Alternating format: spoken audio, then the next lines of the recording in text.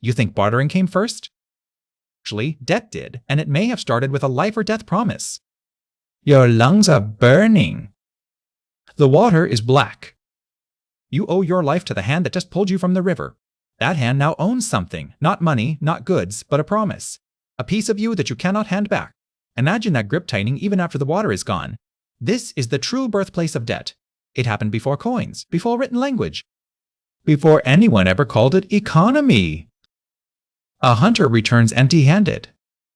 His child is starving. A neighbor shares meat. No price is named. Yet a price is already there, sinking into the bones. But the debt exists. It weighs on him at every meal. But why does it bite so hard? This is not barter. Barter is a choice between equals. This is obligation. This is survival. And it is far older than any marketplace. Yet, here's the thing. Anthropologists find this pattern in isolated tribes today. When someone gives you food and asks for nothing, you do not walk away. You owe. That's the story you got in school. It feels logical, clean. It never happened. Hold that thought. Anthropologists went looking for pure barter economies. They found none. Not one society traded simple goods for other goods as a daily habit. The famous cases turned out to be Europeans misreading local customs. So, what was actually happening? Instead, they found gift economies. You give, someone owes. The bond holds the group together. Then, when people did trade across lines, they borrowed from each other, first, on trust. Picture that for a moment. Here is the uncomfortable truth. The word pecuniary comes from pecus, Latin for cattle. Romans with no coins still measured debts in heads of livestock. The ledger came before the coin, always. And you thought money came first. So what was money if not the thing that replaced barter? Was a shared story. A fiction two strangers agreed to believe. That fiction let them cooperate without trusting each other's character, just a symbol. Imagine a village of 200, everyone knows everyone. Your word is your bond. Now add 10,000 strangers. Promises become vapor. Here's the thing. Here is the tension. A debt that cannot be recorded is a debt that can be denied. And denial is contagious. One unpaid obligation breaks the chain. Suspicion spreads faster than rumor. The whole system wobbles. But why does it wobble? Anthropologists call this the memory problem.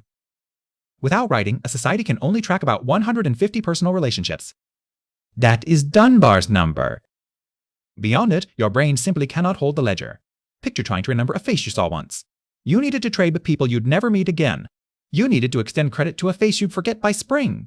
But how do you trust a stranger? His promise dies the moment he's out of sight. You invent a symbol, a token. Something neither of you fully believes in, but both of you can hold. You hold a coin. It weighs almost nothing. Yet your brain treats it like a promise. Neuroscientists scanned people swapping tokens. The brain lit up the same way it does for social bonding. Physical money hijacks the circuitry we use to trust each other. Game theory calls this a coordination game. Strangers cooperate because they share a belief about what the token means. No one needs to know your character. They just need to know your coin. This is the shared fiction. And it explains why money works so beautifully. It also explains why currency collapses are so violent. Think about what a banknote actually is. It's a government IOU. But don't mistake paper for permanence. A social contract written in ink and thread. Picture the thread snapping. When that contract breaks, the paper becomes worthless overnight. The fiction doesn't fade, it shatters. Here is the surprising part. Your brain cannot tell the difference between a real promise and a shiny token. Now hold that thought. Both release oxytocin. Imagine a Roman soldier pays for bread. No names, no handshake, just bronze. That coin was stamped by an emperor. His base meant authority. His authority meant trust. So let's get this straight. Barter was never the problem, trust was. And coinage was a hack for trust. Wait, do you feel that shift? The first coins appeared in Lydia around 600 BCE, Electrum. A natural gold-silver blend. Every coin had a fixed weight. No weighing scales needed, no arguments. Imagine carrying that in your palm. One stamp, one promise. That's it. No more haggling over grain. No more checking teeth. The metal spoke for you, and people listened. But here's the dirty secret. That coin didn't end debt. It just anonymized it. You owed society, not your neighbor. The state could now collect taxes. It could fund wars. It could make you pay for things you never promised. Money became abstract. It became numbers in ledgers.